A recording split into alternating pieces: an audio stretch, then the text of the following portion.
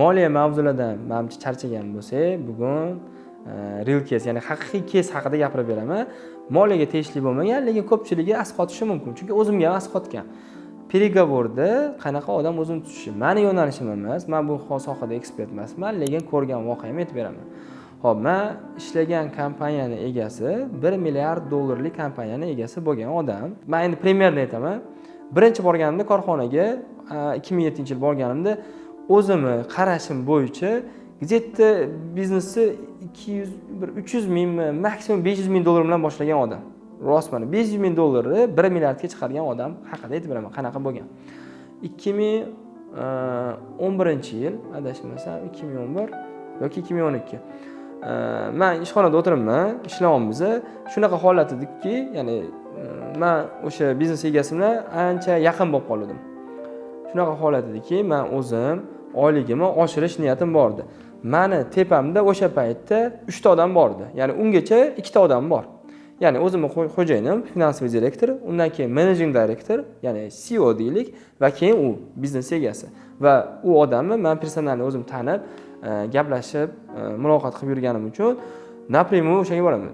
Nima qilsa ham o'zbekcha taktika tanlaganmiz. Xo'p, o'shanda ishxonada o'tirganman, ishlaganman va bugun 6 dan keyin qolib, u bilan gaplashaman deganman. 6 bo'lgan.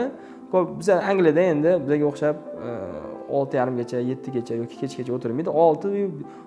5 ta ham 6 ta уже narsasini yig'adi, hamma shuni turadi, ketadi. 90% odamlar. Hamma ketdi. Men endi o'tiribman, bundoq qarab qo'ydim ofisiga.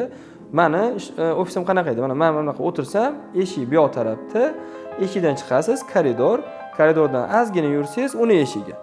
Va eshik ochiq. Men chiqdim, bundoq qarasam, kimlardir gaplashyapti. Eshik yopiq edi, endi ochib qo'ydim. Mobodo bilish uchun tugasa chiqaman davomli. O'tirib o'zim ishimni qilyapman, ovozi eshitilyapti.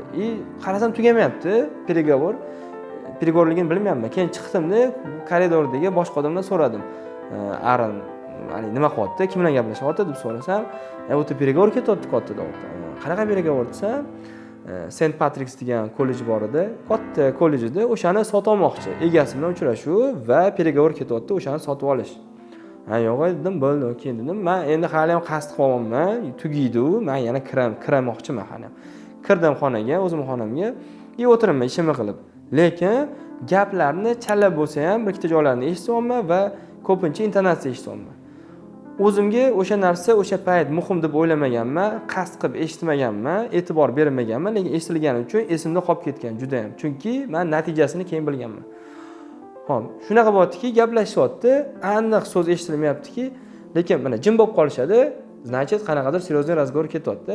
Keyin orada men o'sha xo'jayinim, biznes egasi Arin baland ovozda qanaqadir narsalar aytyapti, kulyapti, kulishyapti, bir nimalar bo'lyapti, keyin yana jim bo'lib qoladi. Shunaqa narsalar bo'lyapti, orada keyin yana chiqishyapti-da, ketyapti. Keyin men chiqolmay, endi menga qiziq, u ketib qolmasligi qiziq. Nimaga? Chunki men gaplashishim kerak.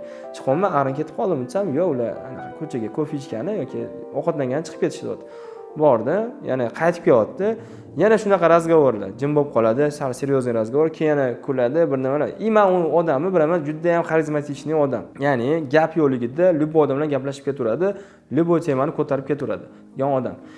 Shunaqa soat 6 dan 9:30 gacha o'tirdim, bo'shamadi. Bo'ldi dedim, ketdim dedim. Men bu tugamas ekan bularni dedim, ketdim men. Hop, ertasiga kelyapman.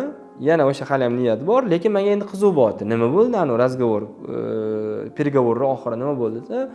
Gaplashdim, og'zaki kelishgan, bo'ldi, sotib oladigan bo'ldi. Adashmasam, endi uni juda ham bir yil, 1,5 yildan keyin bilganman, qimmat narsani arzonga sotib olgan.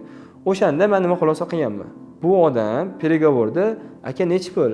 $10, 5 ga bering, yo bering yo'lsa, bo'pti mayli demagan. Hamma narsani eshitib turganim uchun, ya'ni intonatsiyalarini bu odam mana bunaqa razgovor olib borardi.